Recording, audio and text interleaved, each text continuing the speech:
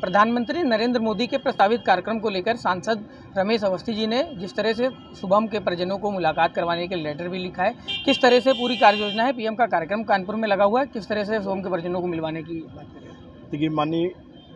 प्रधानमंत्री जी तीसरी बार देश के प्रधानमंत्री के बाद बनने के बाद पहली बार कानपुर में आ रहे हैं।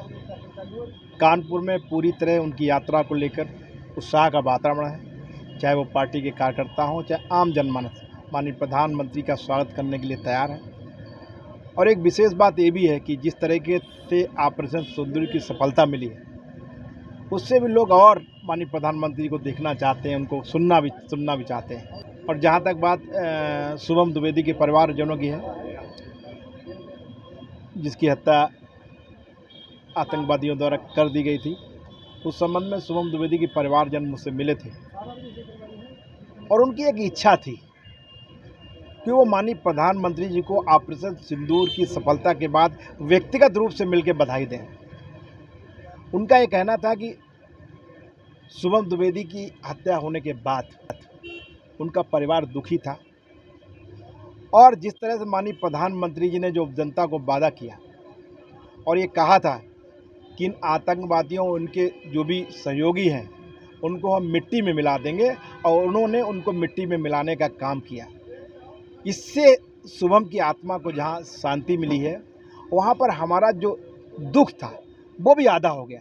तो इसलिए हम माननीय प्रधानमंत्री जी को इस ऑपरेशन सिंदूर की सफलता के लिए बधाई देना चाहते हैं, उनका धन्यवाद देना चाहते हैं। इसलिए उन्होंने अनुरोध किया कि वो हमारी बात को माननीय प्रधानमंत्री तक रखें। अब माननीय प्रधानमंत्री जी का व्यस्ततम कार्यक्रम है,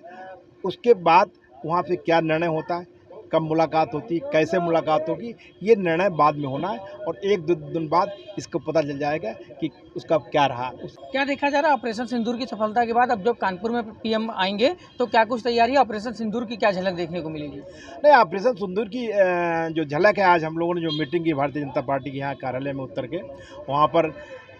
जितने भी कानपुर में होर्डिंग, बैनर और सभा स्थल बाकायदा वहाँ सजाया जा रहा है, उसमें ऑपरेशन सिंदूर की आपको झलक स्पष्ट रूप से दिखाई देगी। तो कहीं ना कहीं हमारे साथ सांसद रमेश अवस्थी जी, जिन्होंने साफ तौर पर ये स्पष्ट किया है कि जो ऑपरेशन सिंदूर की झलक है पूरे पीएम के जनसभा स्थल पर देखने को मिलेगी, और जो पहलगाम में आतंकी हमले में मारे गए शुभम द्विवेदी के परिजन हैं उनकी भी कहीं ना कहीं पीएम से मुलाकात करवाने का हर संभव प्रयास किया जाएगा। वीर जर्नलिस्ट धर्मवीर के साथ रमेश श्रीवास्तव, ABC न्यूज़ कानपुर।